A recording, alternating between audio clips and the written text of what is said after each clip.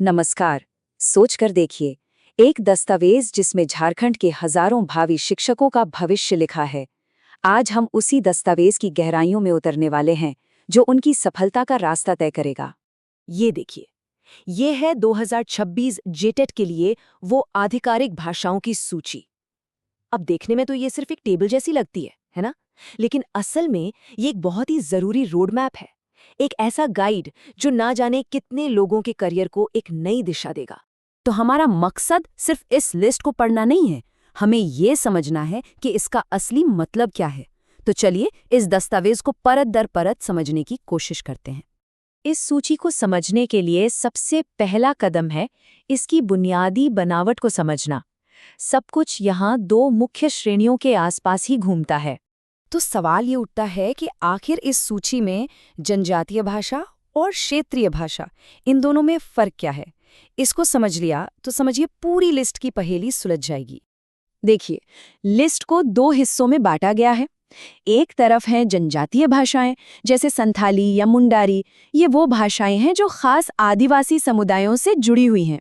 और दूसरी तरफ है क्षेत्रीय भाषाएं, जैसे नागपुरी और खोरठा, जो एक बड़े इलाके में बोली जाती हैं। बस यही सीधा सा डिवीजन इस पूरी लिस्ट की नींव है। अच्छा, अब जब हम इसके बेसिक स्ट्रक्चर को समझ चुके हैं, तो चलिए थोड़ा और गहराई में चलते हैं। इस डेटा को हम एक ज्योग्राफिकल एंगल से देखते हैं, ताकि झारखंड के भाषाई पैटर्न को पकड़ा जा सके। तो सबसे पहला भाषाई जोन जो हमारे सामने आता है वो है संथाली बेल्ट। नाम से ही काफी कुछ साफ हो जाता है ना। ये इलाका संथाली भाषा के असर को दिखाता है। आइए इस टेबल पर गौर करते हैं। अगर हम झारखंड के पूर्वी जिलों जैसे दुमका, साहिबगंज और पाकुड़ को देखें, तो एक पैटर्न बिल्कुल साफ दिखता है। इन सब में एक जनजातीय भाषा कॉमन है, संथाली। तो इससे हम क्या समझे? मुख्य बात यह है कि संथाली राज्य के पूर्वी हिस्से में एक प्रमुख जनजातीय भाषा है और इसको अक्सर खोरठा या बांग्ला जैसी क्षेत्रीय भाषाओं के साथ जोड़ा जाता है। ये इस इलाके का एक अलग ही भाषाई क्लस्टर बनाता है। चलिए अब आगे बढ़ते हैं और दूसरे बड़े जोन को देखते हैं। इस बार ये एक क्षेत्रीय भाषा से पहचाना जाता है, जिसे हम कह सकते हैं नागपुरी का गढ़ या नागपुरी हार्टलैंड। अब अगर हम मध्य जिलों जैसे रांची, लोहरदगा और गुमला पर नजर डालें, तो यहाँ एक चीज बार बार सामने आती है, वो है नागपुरी। ये एक कॉमन क्षेत्रीय भाषा के तौर पर उभरती है, जो इसके बड़े प्रभाव को साफ साफ दिखाता है। तो यहाँ का पैटर्न क्या है? एक तरफ नागपुरी एक बड़े मध्य और पश्चिमी इलाके में प्राथमिक क्षेत्रीय भाषा है, लेकिन दिलचस्प बात यह है कि इसी जोन में कुरुख, मुंडारी और खड़िया जैसी कई जनजातीय भाषाएं भी मौजूद हैं। तो ये जगह एक तरह से जोरदार भाषाई संगम का केंद्र है। पैटर्न देखने का एक और तरीका भी है। इस बार हम एक ही जनजातीय भाषा को अलग अलग जिलों में ट्रैक करेंगे। चलिए कुरुख भाषा के फैलाव को देखते हैं। यहाँ देखिए, कुरुख, जिसे उरांव भी कहते हैं, सिर्फ नागपुरी केंद्र के जिलों जैसे गुमला और लोहरदगा तक ही सीमित नहीं है। ये पश्चिमी सिंहभूम जैसे दूसरे इलाकों में भी मिल जाती है। ये दिखाता है कि ये भाषा कितने बड़े एरिया में फैली हुई है।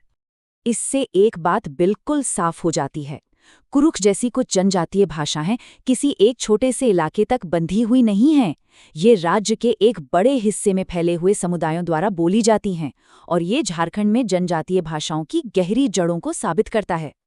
तो इतना सब डेटा विश्लेषण करने के बाद सवाल उठता है कि आखिर इसका मतलब क्या है?